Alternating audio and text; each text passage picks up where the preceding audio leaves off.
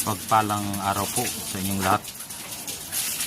Bali po kung nakita niyo yan, may pinutol po akong mga sanga na medyo malalaki.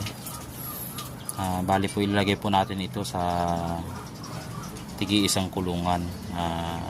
Base po sa mga napapanood ko rin, sabi dapat merong mga matitigas na ginangat-ngat ng mga rabbit sa kanilang mga kulungan, para hindi daw po humaba ng basta-basta yung kanilang ngipin. Sabagay, nung nakaraan po nagupit po ako ng ngipin ng isang bako, yan, isa kong barako, kasi nga ang haba ng ngipin niya lumabas, hindi ko lang na-video. Kaya ngayon maglalagay po tayo ng mga kanilang ngat-ngatan na yan, mga tangkay. Lalo po yung babae, yung aking si Ash, nalagyan ko na. Ayun, pati si Cheche meron na rin. Ayun, lalagyan po natin yung ibang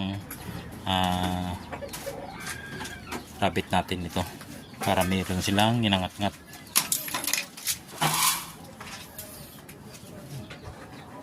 Yan.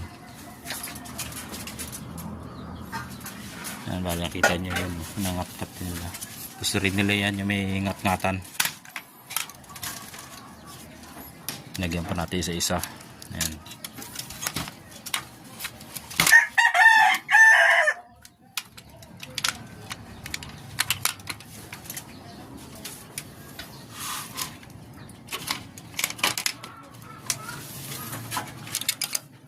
Ito po yung aking kali. Yan, meron na rin po siya. Ayun.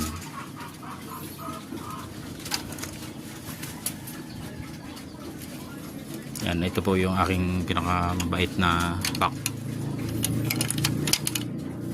Sunod naman po si Pedro, lalagyan po natin. Ito po si Pedro at saka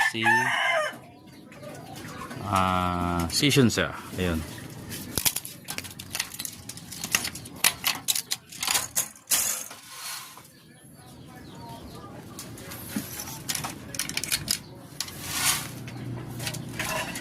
Yan, nalagyan na po natin lahat.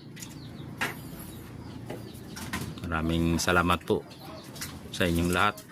God bless po.